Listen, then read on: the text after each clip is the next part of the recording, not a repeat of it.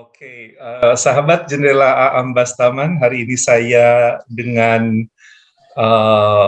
Rudy Rubiandini, seorang profesional energi. Saya kira kita semua tahu kiprah Rudy Rubiandini ini di dunia energi nasional, bahkan internasional.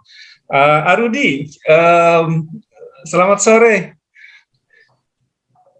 Selamat sore. Ya, terima kasih ini sudah bisa hadir ya di Jendela Aam, program edukasi dan pendidikan terutamanya dan kebudayaan.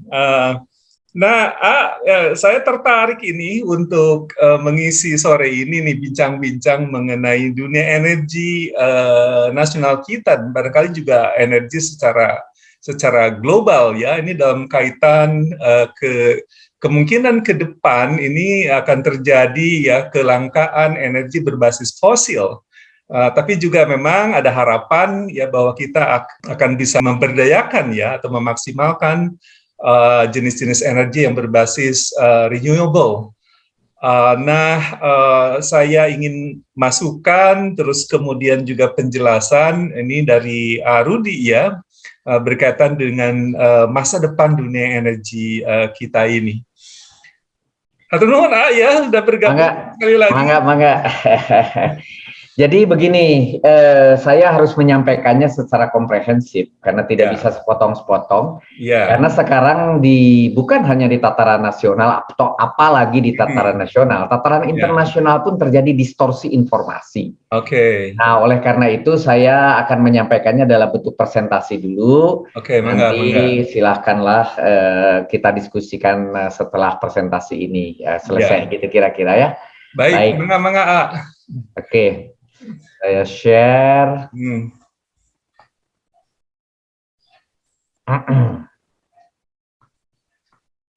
Sudah ada di layar? Sudah ada. Satu layar atau dua layar? Ini satu layar. Oh, bagus ya. Oke, good. Baik. Jadi, saya ingin menyampaikan judulnya masa depan energi fosil versus transisi energi. E-nya kebanyakan ya. Transisi energi. Ya, jadi kenapa saya buat versus ini? Karena kita akan larikan dua-duanya untuk kita lihat apa yang terjadi ke depan begitu. Mari kita lihat, saya buat dalam 3 poin di sini. Yang poin pertama adalah perkembangan energi dan migas dunia. Ini kelas dunia ini seperti apa view-nya, geopolitiknya dan sebagainya. Dan nomor 2 itu level nasional, karena ini berbeda. Warnanya berbeda, arahnya berbeda, bobotnya berbeda, kualitinya berbeda. Jadi kalau kelas dunia tuh begini warnanya, kemana arahnya, kalau kelas nasional kemana, gitu kira-kira.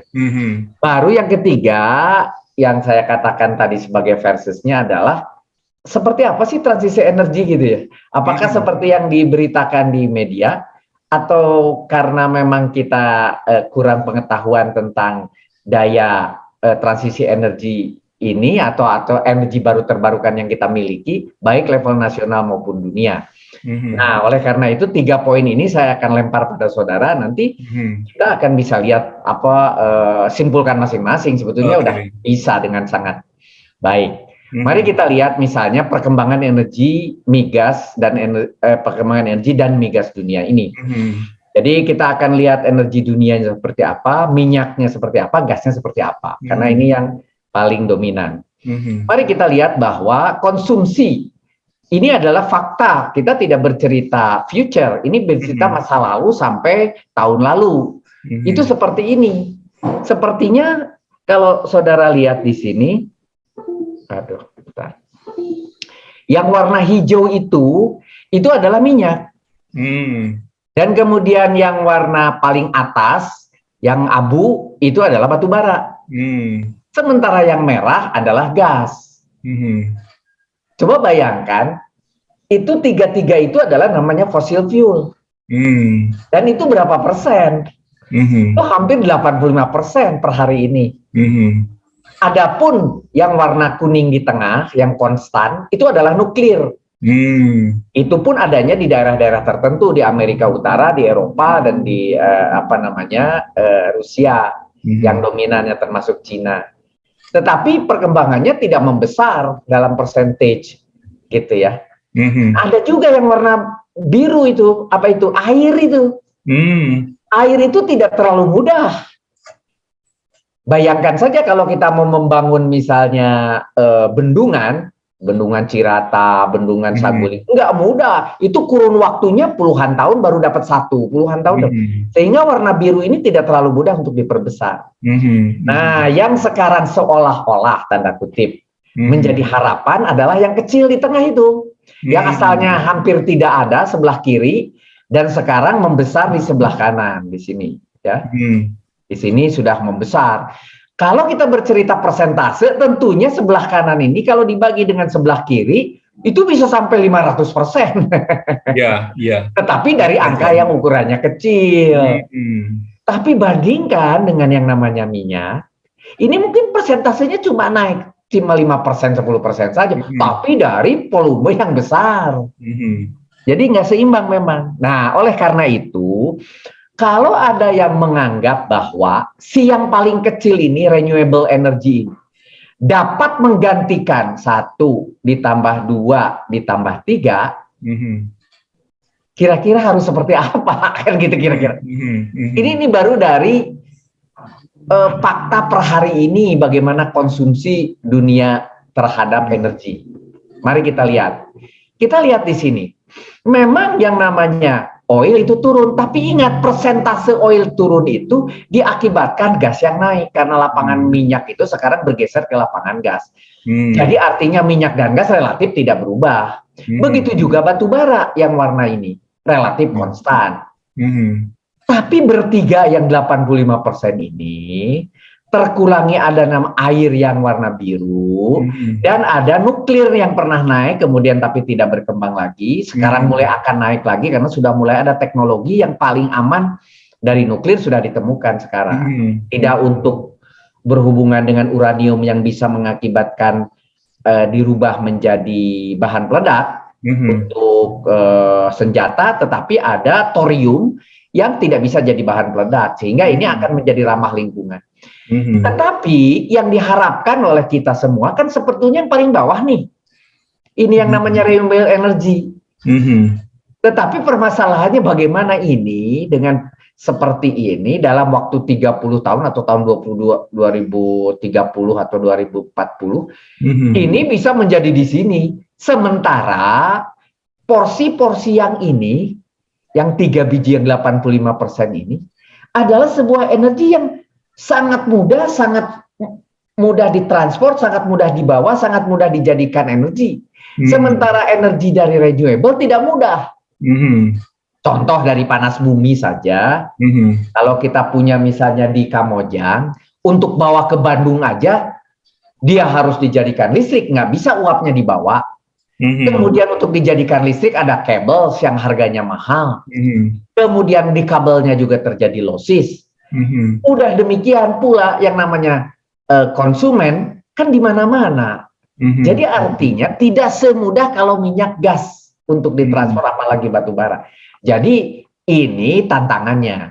Berikutnya kita lihat lagi, walaupun di sini renewable naik, di mana posisi energi ini tersebar? Di sini kita lihat nuklir tertinggi itu adanya cuma di Amerika Utara dan di Eropa. Padahal nuklir itu 1 gram bisa menggantikan 1 ton batu bara.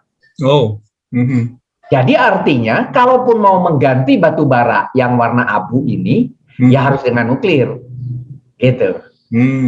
Nah, sekarang coba kita lihat nih warna merah ini adalah gas dan ini minyak. Persentasenya masih tetap begitu tinggi di semua negara.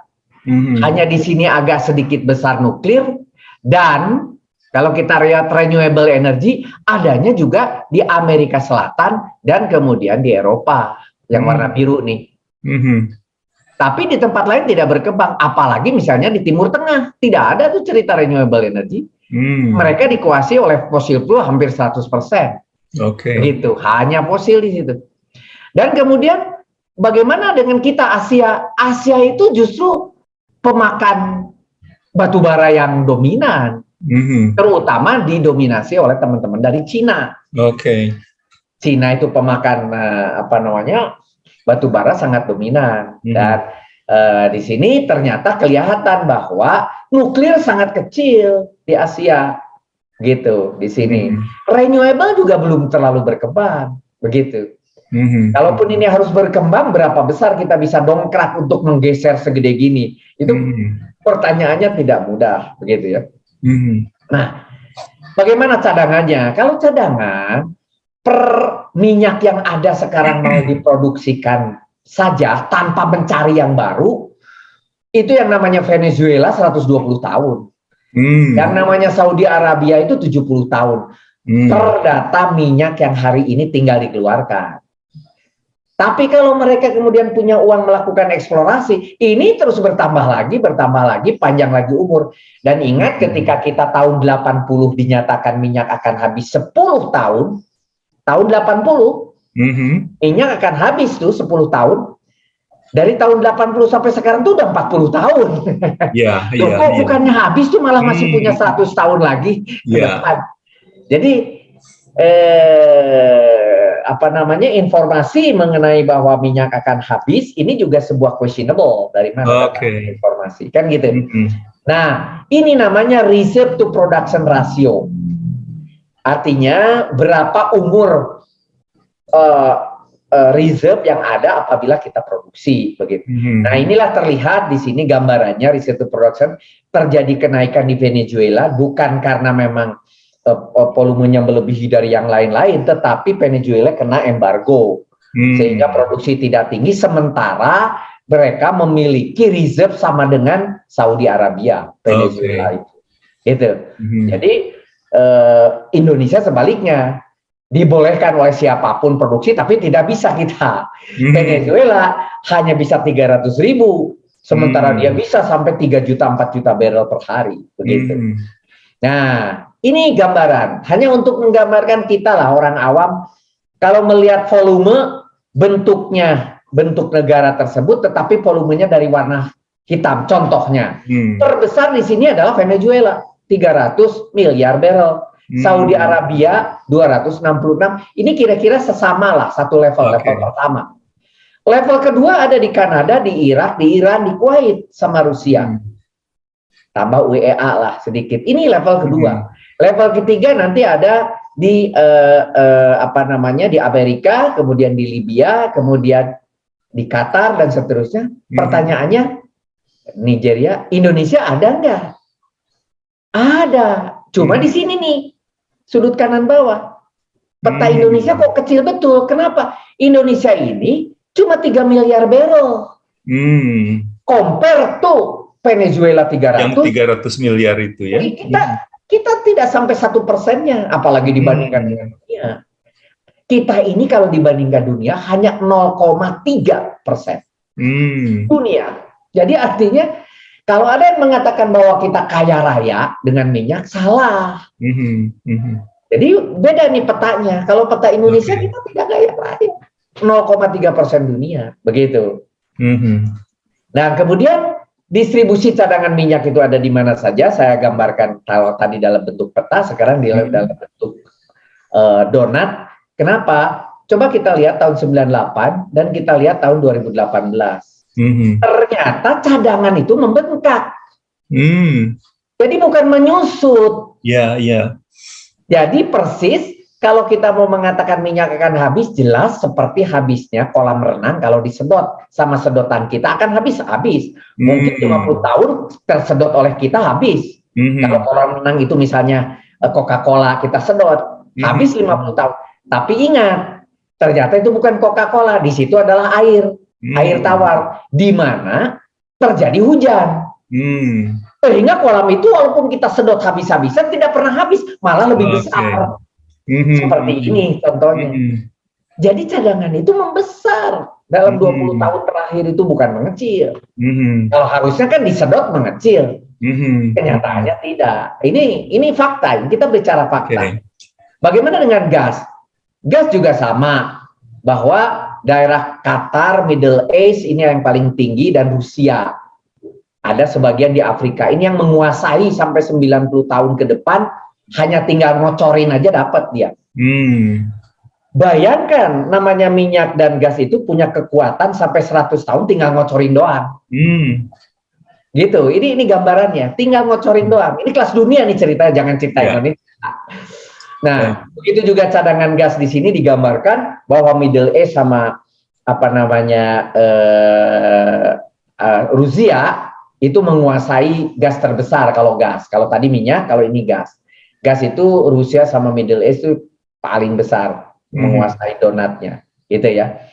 Nah, jadi kesimpulan daripada energi dunia ini, tantangan energi dan migas dunia ini, kesimpulannya adalah bahwa pemenuhan energi dunia sampai tahun 2020 saat ini masih dikuasai oleh energi fosil, yaitu minyak, gas, dan batu bara sampai 85%.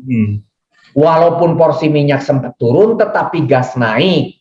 Begitu juga EBT di tahun-tahun akhir mulai mengalami kenaikan. Energi baru terbarukan tidak ditutupi terjadi kenaikan, ya, tapi dari persentage yang kecil. Tidak sebanding dengan cerita apa namanya fosil. Kalau fosil bermain di 85, kalau EBT bermain di 5% gitu. Jadi pertandingannya kalau Muhammad Ali itu kelas berat begitu, Elias Pikal kelas bulu gitu kira-kira. Sebanding ya. Kelasnya gitu ya. Asia Pasifik masih didominasi oleh batu bara, yaitu kita ya. Kemudian nuklir dipakai terbanyak di Amerika dan di Eropa. Kemudian cadangan minyak di Asia Pasifik itu paling rendah. Jadi kita ini memang Asia itu rendah, apalagi Indonesia gitu ya. Cadangan gas didominasi oleh Timur Tengah dan Rusia. Yang kedua, itu view atau gambaran dari energi dunia dan migas. Kita lihat peta Indonesia. Bagaimana konsumsi Indonesia? Bagaimana cadangan energinya? Bagaimana cadangan migasnya? Kita lihat nih. Indonesia itu pengkonsumsi hanya 1% energi dunia. Zaman dahulu Amerika paling tinggi, sekarang bukan. Sekarang yang tertinggi adalah Cina. 23%. 16% adalah Amerika, kemudian India menyusul dan seterusnya. Indonesia 1%. Jadi kalau ditanya, siapa yang paling bertanggung jawab mensuplai CO2 ke langit? Ya mereka. Indonesia itu cuma 1%, ditambah pula Indonesia punya antinya. Apa itu? Kita masih punya hutan yang menyedot CO2, kita punya laut yang menyedot CO2. Mungkin kalau dihitung berapa balance of CO2 yang kemudian merusak lingkungan, Indonesia bisa negatif malah. Kalau itu yang terjadi, kenapa harus Indonesia yang ikut bertanggung jawab terhadap naiknya CO2 dan pemanasan global? Nah, itu harus ditanya, kenapa jadi kita yang susah? Kenapa kita yang jadi repot? Kenapa kita yang harus memasang apa namanya CO2 tax, apa disebutnya itu, carbon tax? Gitu, bukan kita kok yang mengotori dunia ini, kan gitu kira-kira. Terus berikutnya kita lihat bagaimana gambaran energi dunia dengan Indonesia. Kalau dunia, coba kita lihat di sini bahwa minyak, gas, dan batu bara itu kira-kira 85%, dan ini yang renewable tadi itu diwakili oleh hidro yang warna hijau, kemudian di sini ada nuklir. Yang benar-benar renewable itu cuma 4%, 5%. Ini kelas dunia ini. Bagaimana Indonesia? Kan gitu. Coba kita lihat Indonesia. Kalau Indonesia 94% atau 95% itu adalah dikuasai oleh minyak, gas, dan batu bara. Dan yang disebut tadi renewable itu kita tidak ada nuklirnya itu sangat kecil. Kemudian di sini ada hidro. Dan ini ada renewable, begitu. Dan renewable-nya juga masih sangat kecil, gitu. Nah, oleh karena itu konsumsi energi Indonesia ini dilihat dari bauran energi, bahwa minyak bumi masih 38%, batu bara 32%, gas 19%, dan energi baru terbarukan diklaim sama Indonesia 11%, itu udah hebat. Dunia mengakuinya hanya 5%, tapi Indonesia mengklaim seolah-olah sudah 11%. Kenapa? Karena mereka memasukkan misalnya air. Kalau Indonesia tuh dimasukkan ke sana. Kalau di sana enggak. Kalau air, nuklir, apa itu sudah termasuk yang eksis, yang disebut betul-betul new energy itu di luar daripada itu sehingga persentasenya kecil. Anggap aja kalau kita masukkan batu panas bumi, kita masukkan air juga ke dalam energi baru terbarukan, jatuhnya misalnya di 11%. Nah, dengan harapan 11% ini mengganti yang 89% gitu kan? Iya. Itu sebuah pertanyaan. Intinya orang Indonesia kan hebat biasanya. Nah, kita lihat nih minyak bumi, batu bara dan gas. 3 yang pertama dibandingkan dengan biomasa, air, bahan bakar nabati, panas bumi, angin, surya. Yang sekarang kita sedang gadang-gadang itu surya.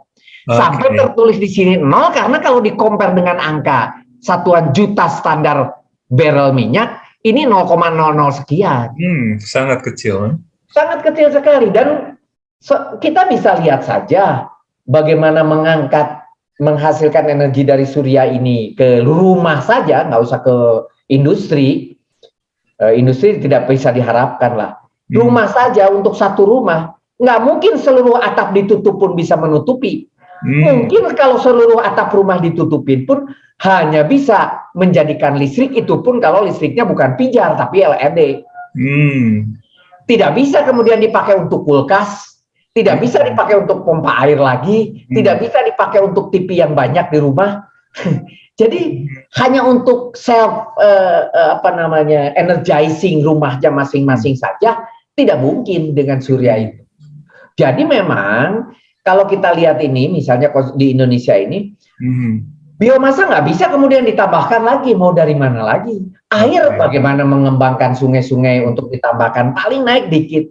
Bahan bakar nabati mau membabat disebutnya itu sekarang lagi musim sawit, kemudian tidak dijadikan minyak goreng tetapi dijadikan bahan bakar. Nah itu sebuah pertanyaan bertanding dengan konsumsi manusia.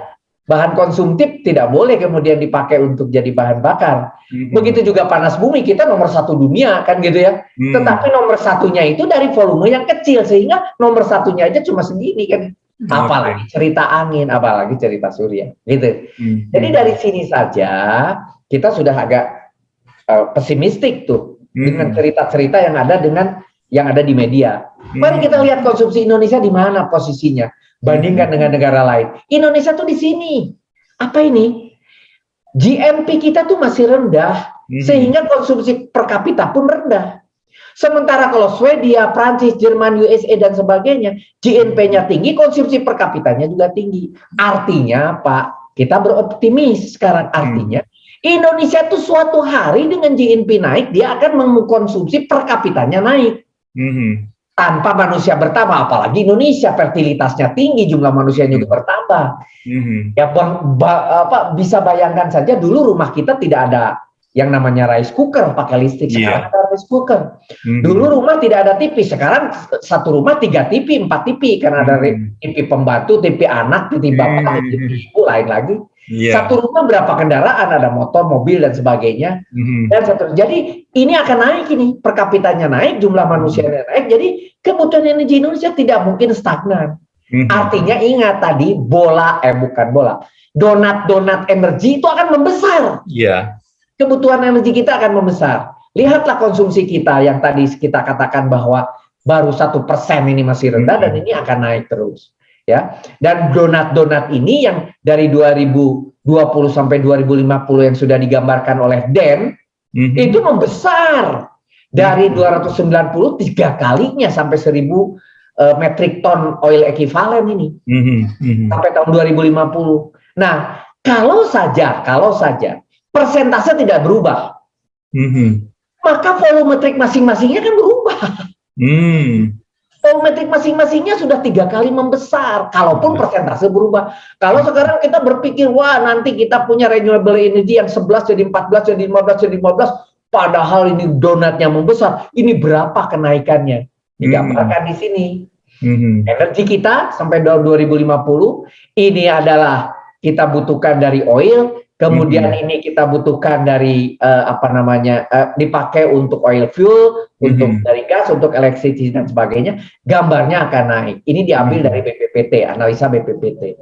Begitu juga kalau kita lihat di sini dari mana saja kita peroleh, tetap saja bahwa yang dominan hanya ada 3 ini, yaitu di sini adalah dari batu bara yang paling bawah, kemudian di sini ada minyak dan di sini ada gas. Yang lainnya hanya menjadi serpihan-serpihan kecil atau disebutnya kue lapis yang kecil sampai tahun 2050. Gitu ya. Jadi ini adalah dari ekuivalen juta standar barrel minyak. Ini udah kelihatan. Nah, kalau kita mau melihat neraca nasional, kira-kira memang kita bisa memenuhi? Tidak. Ini buktinya misalnya sebagai contoh minyak. Minyak kita, posisi kita sekarang di sini. Yang warna kuning itu produksi, kemudian ini konsumsi, sehingga kita sudah mulai impor warna hitam. Di sini, yang warna hijau. Suatu hari nanti, kita akan punya dominan impor daripada produksi. Sehingga tahun 2050 kita akan menjadi pebisnis impor. Suka tidak suka, karena kemampuan dalam negerinya warna kuning turun terus. Sementara kebutuhan energi nggak bisa ditahan. Tadi ingat kue donatnya membesar. Iya, betul. Walaupun sudah ditahan minyak tidak bisa keluar. Bisa nggak ditahan jangan pakai minyak? Buktinya kemarin Eropa terjadi krisis. Dengan sosokan mau rapat COP di Paris. Maka dia menahan diri termasuk Cina. Terjadilah krisis di Cina dan Eropa. Nah, kalau kita mau ikut-ikutan mereka untuk menahan diri tidak pakai batu bara, tidak pakai minyak dan gas, siap-siap saja ada krisis energi di dalam negeri, kan begitu kira-kira. Mereka Eropa dan Cina sudah merasakannya, gitu. Sekarang, bagaimana dengan gas? Sama, gas juga. Setelah 2028 kita jadi importir. 2028 kita importir, ini warna hitam diimpor.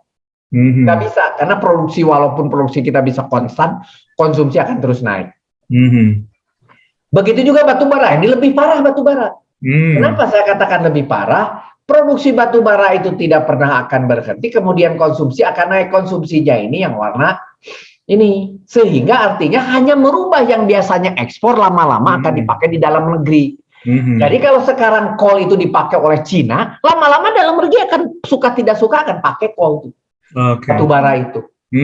Nah itu kan ngeri. Mari kita lihat EBT. Mana kekuatannya, kan gitu kita coba. Diplotkan sama DEN, sama BPPT, sama ahli-ahli riset di BPPT, sama Dewan Energi Nasional. Coba kita lihat nih. Yang kita lihat di sini, ya, ini geotermal yang paling atas. Dengan harapan dia memang bisa berkembang. Kemudian sudah muncul nuklir yang kedua, kita harapkan. Coba yang diharapkan oleh kita kan sebenarnya yang kuning nih, apa nih? Solar. Tapi nggak bisa sampai 2050 tuh segede-gedenya solarnya segini dapatnya persentasenya. Di 12% di situ ya.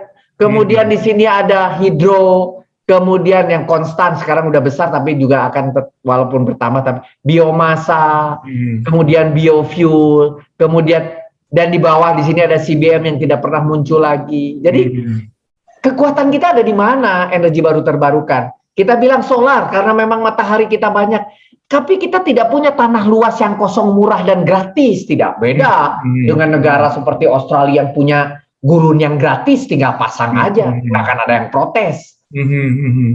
Begitu juga di Saudi Arabia atau di tempat-tempat yang punya tanah kosong. Indonesia di mana? Setiap jengkal ada harganya. Katanya ada yang punya ratusan hektar di NTT. Pasanglah misalnya panel surya di NTT. Industri kan tidak di NTT, industri kan di Jawa. Kabelnya berapa bayar itu lewat laut? Lossesnya berapa banyak? Akan bersaing nggak harganya di konsumen dengan minyak dan gas yang sekarang ada? Enggak, ini sulit ini. Indonesia ini posisinya kalau mau juga solar dipakai. Hanya untuk substitusi, yes, saya dukung.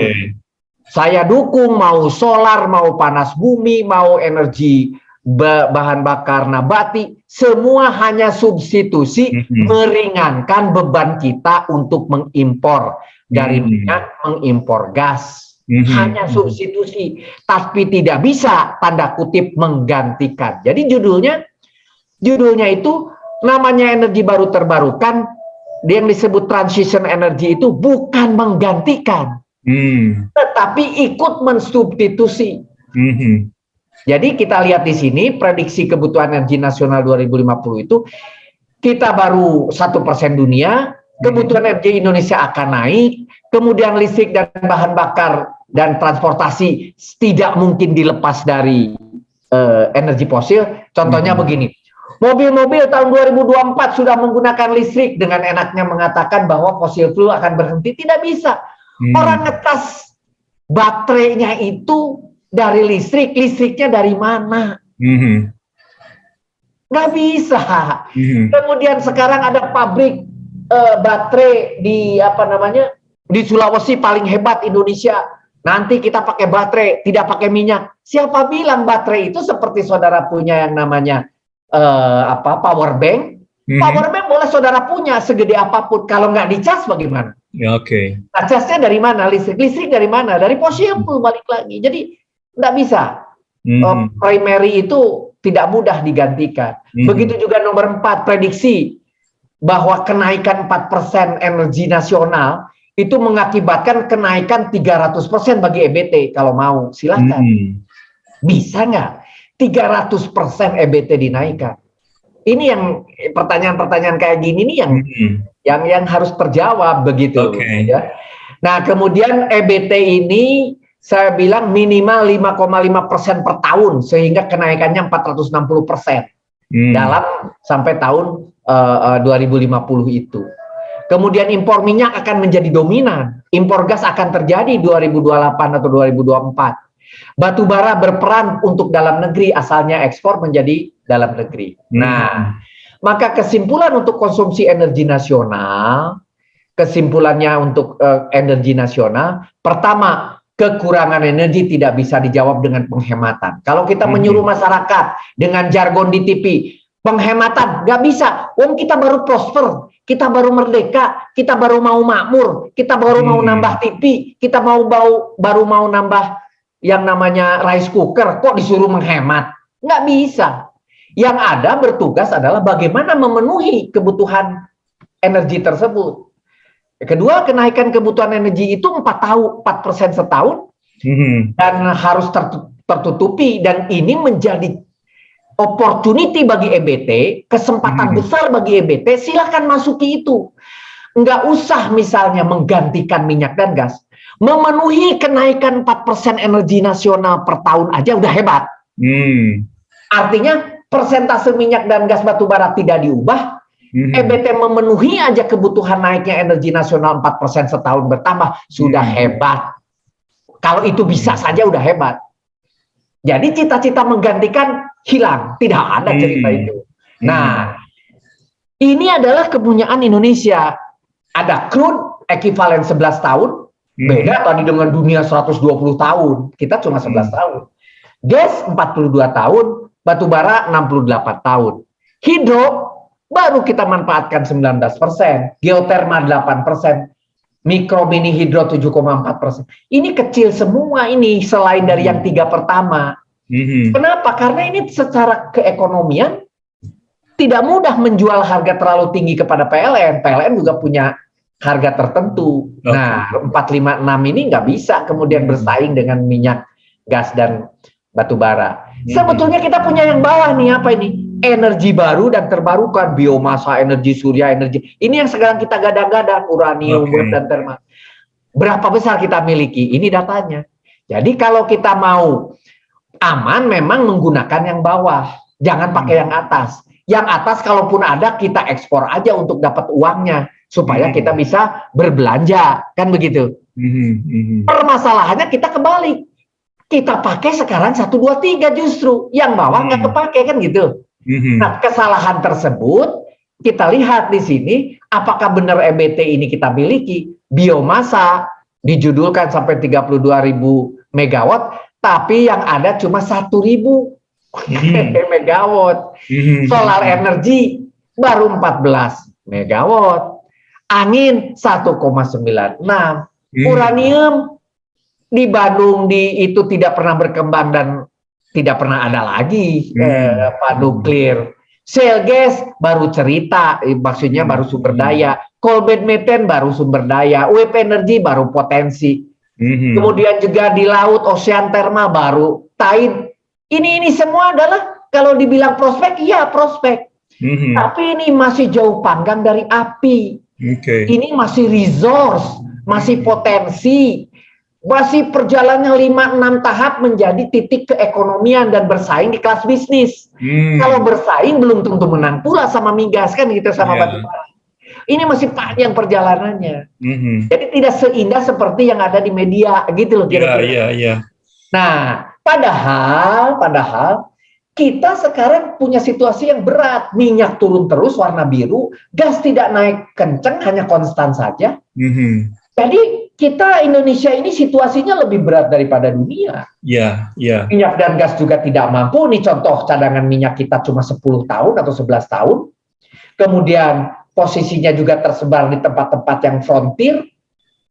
Ya, ini tidak mudah. Biayanya juga mahal, eksplorasinya juga susah. Bagaimana gas hanya 37 tahun. Begitu juga batu bara hanya 67 tahun. Bandingkan dengan negara lain gitu ya, yang cadangannya cukup besar. Bagaimana dengan geotermal yang katanya kita paling besar di dunia? Betul. Ini 4 sumur, 4 lapangan terbesar, 10 terbesar dunia itu ada di Indonesia 4-nya. Ada Gunung Salak, Serela, Derajat, Wayang Windu, betul. Tetapi kalau dari gaya-gayaan kita nomor 1 dunia seperti ini, ternyata jumlah volume yang dihasilkan listriknya tidak gede dibanding minyak gas dan batu bara, kecil saja posisinya. Gitu. Tapi angka cerita bahwa kita kelas dunia itu yang selalu digadang-gadang. Menghibur itu. Jadi kesimpulan bagaimana cadangan kalau tadi kondisinya, sekarang kesimpulan cadangannya energi migas nasional. Pertama, sudah saatnya terus meningkatkan kemampuan EBT. Ini poinnya. Sudah saatnya terus meningkatkan kemampuan energi baru terbarukan, baik geotermal yang tinggal diproduksi, atau energi baru terlainnya, termasuk nuklir yang sudah sangat ketinggalan. Kita ini ketinggalan. Tahun 60 padahal sudah ada, sehingga terjadi diversifikasi yang signifikan. Itu aja yang diharapkan, diversifikasi yang signifikan. Yang kedua, untuk menambah cadangan minyak dan gas, satu-satunya jalan dengan melakukan eksplorasi dan seterusnya, yang sekarang dengan sayang sekali, International Oil Corporation sudah pada pergi, Total pergi, Chevron pergi, BP pergi, Conoco pergi, kita ditinggalkan. Dan orang harus worry, anak cucu kita nanti akan sulit ini. Karena international company itulah yang punya modal dan punya keberanian berupa gambling untuk mencari eksplorasi.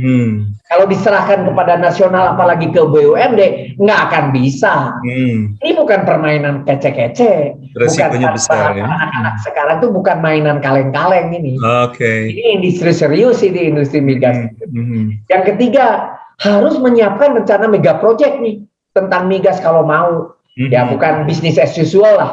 Nah, kalau itu tidak terjadi ya benar-benar kata-kata 1 juta barrel oil tahun 2030 bukan hanya mimpi tapi memang cuma mimpi. Jadi banyak sekali ini teman-teman kita ini memang sengaja yang dilaporkan tuh mimpinya, bukan target. Ingat, target itu produk dari insinyur, yaitu diukur dari data, diukur dari potensi, diukur dari kemampuan, namanya target. Nah sekarang yang bermain di media bukan target, mimpi dan itu yang digadang. Nah ini ke depan.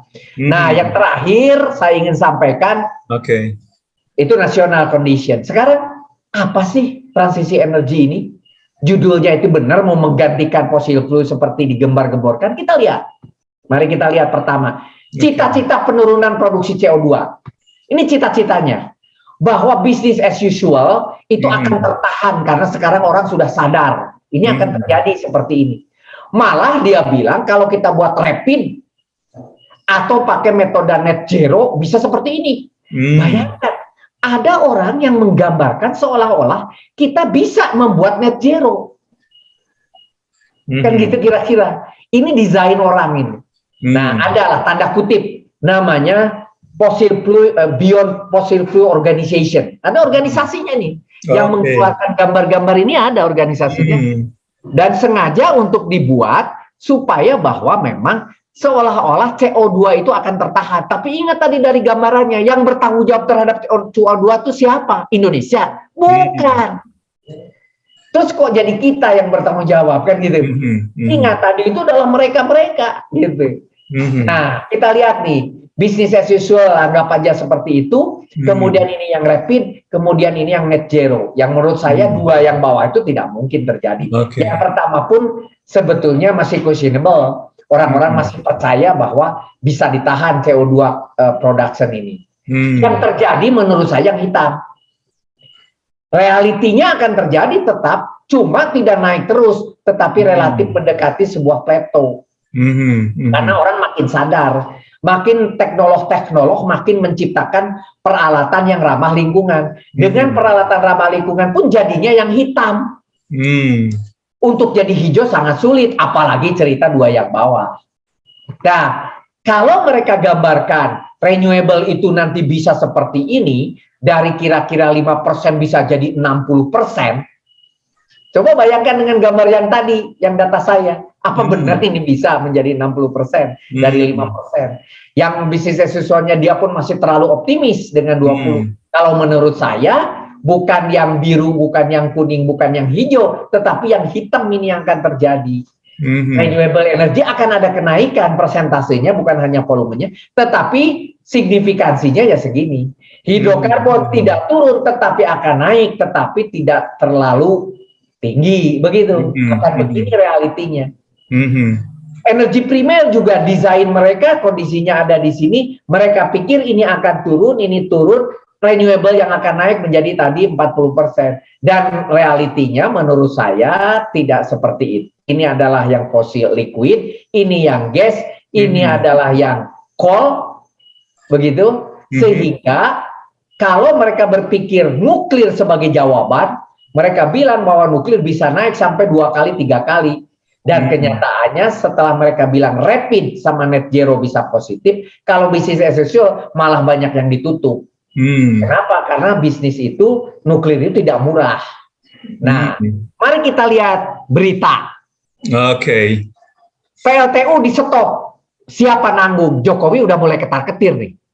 Kalau PLTU nanti di stop, energi penggantinya siapa yang nanggung? Karena harganya pasti mahal. Itu maksudnya. Ini aja udah ditanya. Adapun penggantian PLTU disebutkan akan digantikan dengan pembangkit listrik berbasis EBT. Apa yang bisa menggantikan sekuat 5,5 gigawatt ini? Itu misalnya PLTU ini, gitu. Akan digantikan EBT. Sehingga Presiden mulai gampang nih sekarang. Sehingga nggak hanya Sungai Kayan. Ini Sungai Kayan ini kecil, hidro ini atau geotermal ini pun kecil. Jadi Presiden pun sebetulnya tidak tahu persis angka-angkanya. Dia hanya mengatakan saja ini bisa, saya tahu bisa semua, tapi siapa yang tanggung angka yang tadi yang saya sampaikan? Artinya kalau ini diganti saja sama ini pun tidak murah. Dan ini pun persentasenya bagi saya masih kecil. Iya, betul. Jadi Presiden udah mulai gampang ini.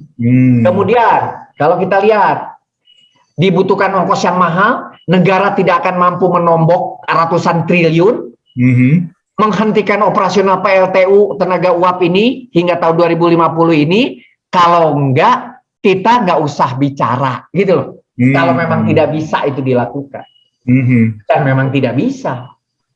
Kedua, subholding upstream Pertamina siap dukung net zero. Bayangin, industri minyak dan gas sendiri seolah-olah dia mengangkat bendera biru, dia adalah sebagai pahlawan daripada CO2.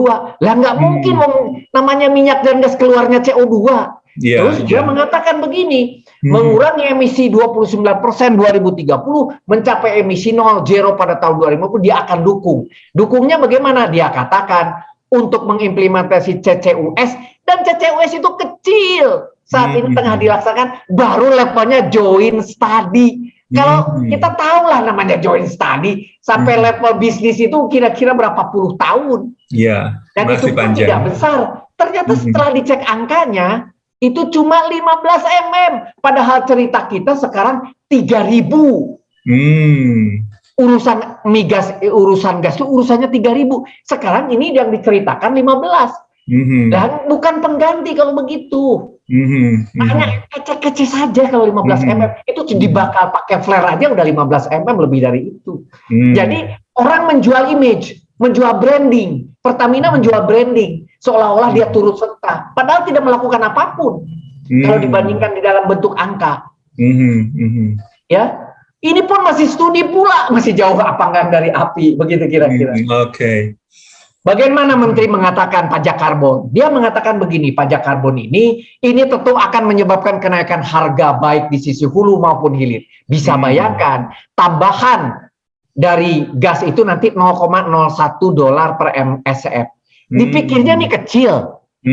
MSCF itu kalau kita jualan satuannya MM. Jadi kalau ditambah 0,01 itu berarti tambah 10 dolar harga itu. Waduh, berapa itu? Ya, jadi harganya menjadi sangat mahal nanti si gas dan minyak itu kalau carbon tax itu diterapkan. 10 dolar per MMCF dan lihat berlaku tahun ini April. 1 April akan diberlakukan. Bayangkan untuk yang batu bara nih sudah mulai akan diterapkan di tarif untuk carbon tax batubara gitu. Tapi kita lihat net zero emission dari kepala BRIN misalnya, dia bilang hanya PLTN yang bisa menjawab energi nuklir adalah pilihan yang paling rasional. Prancis 50%, Swedia 9%. Ini adalah negara-negara yang bersih menggunakan nuklirnya 51% negara itu. Kalau kita kan tidak 0,00 sekian persen. Nuklir dan hidro itu menjadi poin di mereka di negara Eropa, termasuk misalnya di Norwegia. Dan ternyata nuklir adalah yang paling safe di antara batu bara, minyak dan gas. Jadi informasi kepada masyarakat bahwa nuklir itu berbahaya itu sudah salah.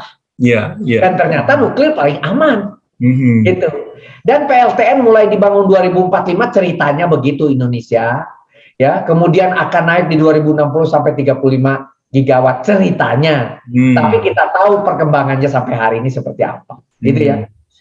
Kemudian BRIN mengatakan juga rencana di sisi lain tadi cerita mau mengembangkan nuklir, tapi kenyataan dia menutup nuklir di Bandung. BRIN juga yang bilang. Jadi ini kan anginnya ke kanan, sekarang ada angin ke kiri. Nggak nyambung. Gitu.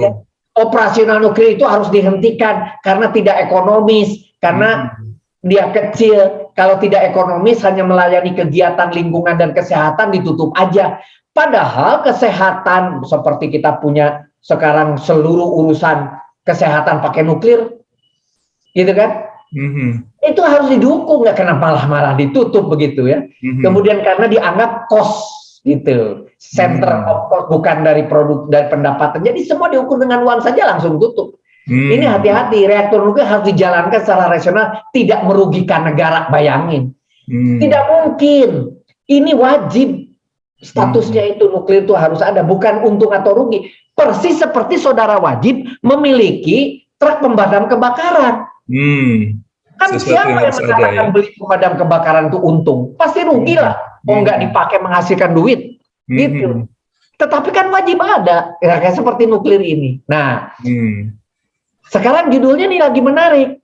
Mulai lunak Republik Indonesia ini bakal stop PLTU dengan lebih hati-hati. Kalau tadi mau di stop, sekarang mulai hati-hati. Dikatakan nih, memiliki target ambisius dalam memensiunkan PLTU, itu ternyata dijawab. Transisi energi dari energi fosil ke energi baru terbarukan harus direncanakan dengan baik dan rinci katanya.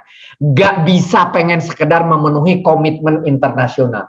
Jadi mulai kebuka nih, cerita tentang transisi energi ini hanya untuk memenuhi komitmen internasional. Kebutuhan dalam negeri nggak bisa digantikan dengan energi baru terbarukan. Jangan terburu-buru dan berpikir kontribusi ke internasional. Kepentingan nasional kita harus perhatikan. Batu bara masih komponen energi nasional. Eropa akan menerapkan income carbon tax tahun berapa? 2026. Ingat tadi, Indonesia menerapkan tahun 2022 bulan April. Jadi bayangkan Indonesia lebih cepat memasang carbon tax. Sementara yang bertanggung jawab mereka terhadap CO2 di langit itu. Loh kok kita malah yang duluan menerapkan carbon tax begitu? Kita yang duluan harus susah Masyarakat yang akan bayar itu, bukan siapa-siapa. Jadi kalau ini 2022 Eropa, Indonesia 2022. Berat kita ini Indonesia 22 itu gimana gitu ya. Jadi panas bumi, angin, surya diharapkan bisa menjadi solusi, tapi persentase dari kemampuan tidak mungkin. Kita sudah tahu itu. Persepsi dunia terhadap transisi energi. Saya ambil misalnya dari oilprice.com. Oke. Ini adalah internasional media yang dapat dipercaya ya, yang paling menarik. Dia bilang begini. Meskipun COP26 kemarin yang baru selesai itu berakhir tanpa mandat yang kuat, dan versi komitmen iklim yang dipermudah, sekarang mulai diperlukan. KTT PBB menempatkan negara-negara berkembang dan negara-negara OECD pada jalur yang bertabrakan. Artinya negara berkembang dipaksa tapi dia tidak bisa. Negara OECD harus menahan diri juga tidak bisa. Menurut perkiraan International Energy Association, subsidi bahan bakar fosil yang ingin dihapus oleh rencana awal COP26 masih berjumlah 180 miliar dolar secara global dan kemungkinan tetap menjadi target utama KTT iklim mendatang. Jadi kalau ini dihilangkan, ini harus ada yang nanggung 185 ya masyarakat pengguna energi. Iya. Permintaan minyak global saja perlu turun 75%. Jadi minyak harus diturunkan produksinya sampai selama 30 tahun ke depan dari tingkat saat ini. Ini menurut skenarionya KTT. Gitu ya, menempatkan dunia pada jalur menuju emisi nol bersih pada tahun 2050. Nah, baru yang nomor 4 ini, yang orang Indonesia tidak tahu, ada namanya Aliansi Beyond Oil and Gas, yang berusaha untuk menghapus minyak dan gas sama sekali, sekarang gagal secara spektakuler. Karena bahkan tuan rumah konferensi waktu itu menolak untuk daftar ikut menandatangan, menjadikan Denmark satu-satunya negara yang berpartisipasi dengan produksi yang cukup besar sampai sekarang. Jadi Denmark tidak ikut di dalam, Indonesia ikut ya. Perusahaan minyak negara seperti UEA, ADNOC menguraikan investasi pengeboran setidaknya 6 miliar yang akan membawanya lebih dekat untuk memiliki kapasitas 5 juta barrel per day. Artinya negara-negara sekarang UEA seperti ADNOC saja investasi besar-besaran akan nambah produksi 5 juta barrel per day dengan mudahnya. Tapi kalau kita mau menaikkan EBT dengan sangat sulitnya, gitu kira-kira. Ini gambaran sederhana. Negara berkembang menjadi masalah, kemudian 75% harus diturunkan gas. Mereka itu gagal secara spektakuler, Aliansi Beyond Oil and Gas, tetapi investasi pengeboran justru malah akan menaikkan produksi sampai 5 juta. Di satu sisi, persediaan telah turun ke posisi terendah. Sampai 300 juta barrel dari puncak musim panas yang lalu. Kemudian harga Brent naik 79, sekarang sudah 90. Itu artinya membuat energi minyak dan gas menjadi menarik. Baik di level stock exchange, itu akan menjadi lari lagi, uang yang asalnya ke EBT akan lari lagi ke minyak. Kalau harga tinggi kan begitu.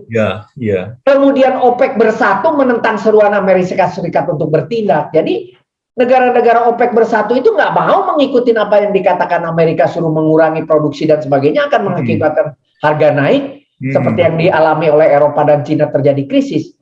Pemerintah harus melepas barrel cadangan minyak Amerika. Amerika disuruh melepas cadangannya karena Amerika punya cadangan banyak. Gitu, supaya harga tidak naik.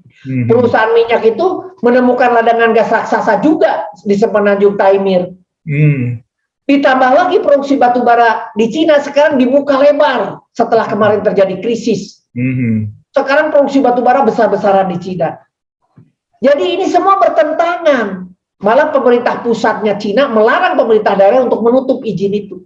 Jadi ini semua bertentangan dengan cerita mau membersihkan CO2 dengan transisi energinya. Nah gitu. Kemudian ada lagi Brent diperdagangkan 82 malah bisa sekarang sampai 91. Kemudian penghapusan bertahap batu bara dan subsidi untuk bahan bakar fosil terbukti sulit dipecahkan. Nanti kalau teks dipasang kemudian harga naik, nanti dilepas lagi. Bergabung dalam kesepakatan semua saham-saham dari pemboran-pemboran itu bergabung untuk menghasilkan minyak lagi. Ekspor Iran ke Cina bertambah, malah Iran menjadi hidup lagi dan sekarang kena embargo, gitu ya. Kemudian Petronet, LNG lebih banyak menghasilkan lagi produksi gasnya dari Qatar. Jangka panjang ditandatangani sejak nanti batas waktu 2023 juga diperbanyak.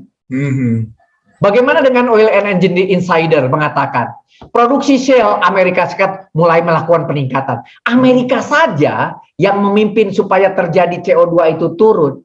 Sekarang produksi meningkat. Iya. Ditambah kan gitu. Kemudian dikatakan minyak bisa $125 per barrel nih. Malah sampai 150. Bayang kalau ini terjadi, namanya krisis energi terjadi, orang minyak jingkrak-jingkrak, saham minyak naik, EBT terpuruk pasti. Jadi berat bagi EBT. OPEC Plus tidak kebal terhadap dampak kurangnya investasi, artinya harga minyak bisa naik anytime.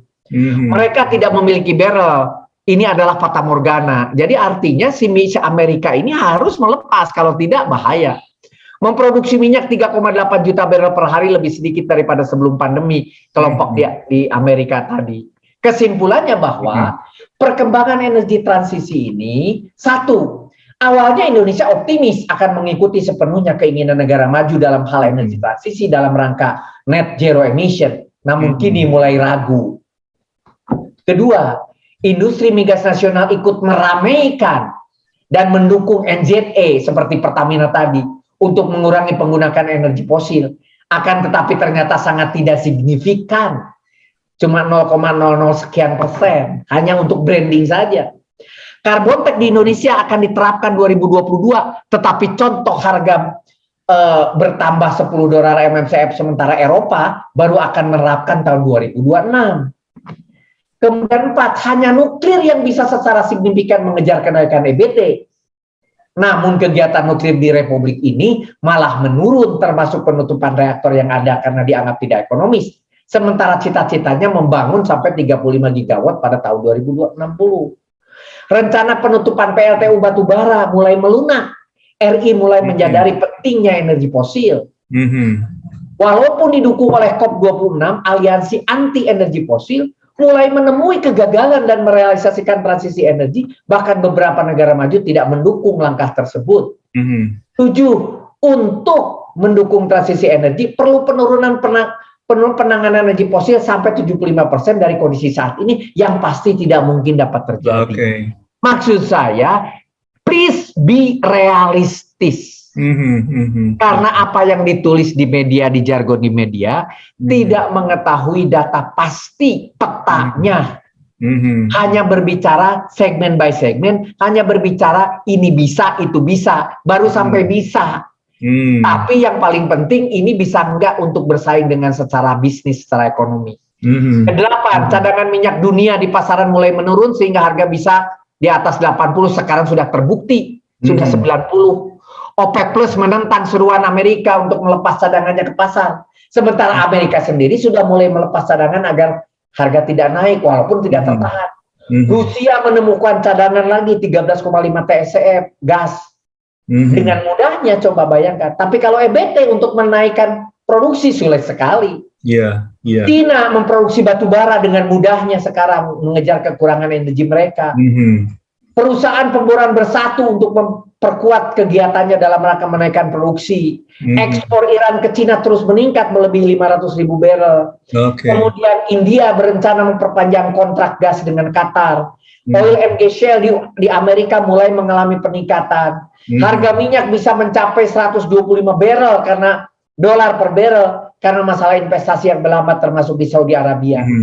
Itulah yang saya katakan. Silahkan simpulkan sendiri begitu. Assalamualaikum warahmatullahi wabarakatuh. Waalaikumsalam warahmatullahi wabarakatuh. Waduh, luar biasa ini, komprehensif sekali. Dan saya yakin sekali, aku yakin ini banyak masyarakat yang tidak tahu informasi yang sebenarnya ini.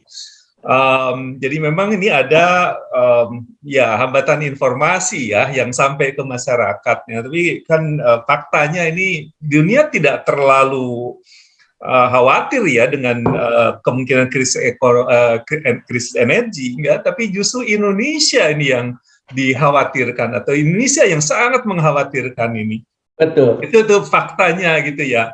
Nah, dengan tadi ya sudah disampaikan panjang lebar dan ada beberapa kesimpulan juga sudah disampaikan. Ini terakhir aja. rekomendasi yang sifatnya operasional nih ya ke pengambil kebijakan atau penentu kebijakan nih di tanah air ini, apa yang bisa disampaikan, Rudy? Jadi begini, pertama mindset diubah, bahwa energi baru terbarukan wajib ditingkatkan. Nuklir segera jalankan. Panas bumi, PLN jangan tawar-tawar harga. Karena untuk memproduksikan energi dari panas bumi tidak murah. Jangan diberi kekuasaan full pada PLN untuk menawar harga, nanti tutup, nanti tidak berkembang. Ketiga, energi lain termasuk surya, angin, laut, dan termal silahkan dikembangkan dan pemerintah bertanggung jawab memberi subsidi pada proses awal yang pasti mahal. Ketika itu terjadi, dorong saja itu semua. Dalam otaknya harus terpikir ini substitusi, hanya turut meringankan. Jangan bercerita di sini seolah-olah menggantikan, salah itu. Sehingga mengakibatkan industri migas, batu bara dan sebagainya seolah-olah dia adalah orang-orang berdosa yang menghasilkan CO2, maka harus disingkirkan. Nanti EBT tidak punya migas dan batu bara, tutup lah, gimana? Kita hancur itu. Jalankan aja semuanya paralel. Ini didukung, ini ditingkatkan, ini dijalankan, semua supaya akibatnya apa? Kita memiliki sumber energi dari segala penjuru. Itu aja yang harus dilakukan. Tetapi ingat, jangan latah dengan negara lain. Sementara negara lain adalah mereka yang berdosa, yang menghasilkan CO2 banyak, karena menggunakan energi juga tinggi. Sebetulnya kita tidak. Kita masih punya hanya 1% produksi energi dunia, ditambah pula kita punya yang namanya laut, kita punya namanya hutan sebagai penyerap, mungkin kita negatif CO2 production pada langit. Malah jadi, kita suruh tanggung jawab ya. Jangan kita yang tanggung jawab. Begini itu yang harus jadi dasar pemikiran, sehingga tidak aneh-aneh. Tiba-tiba aneh 2022 kita sudah menerapkan namanya carbon tax, negara Eropa saja baru 2026. Jadi ini overactingnya dari pengambil keputusan ini yang harus ditahan, gitu. Tetapi sebaliknya tidak ada usaha yang masif untuk mendorong meningkatkan ini energi baru terbarukan ini, mau dari jarak, mau dari kemiri, mau dari matahari, mau dari angin, silakan dorong. Itu aja yang harus konsentrasi ke kita. Buktikan memang bisa nggak gitu ya, untuk substitusi kan gitu kira-kira. Baik, ya Rudy, terima kasih sekali lagi nih atas sharing dan kontribusinya ya di program Jendela. Mudah-mudahan kita bisa sharing lagi di waktu yang akan datang ya, untuk kepentingan dan kebaikan masyarakat ya, supaya informasi ini bisa tidak terjadi lagi atau minimal tidak separah yang kita hadapi sekarang ini. Baik sahabat sekalian, itulah Rudy Rubiandini, profesional energi yang banyak berkiprah di dunia energi nasional maupun energi global. Terima kasih, selamat sore.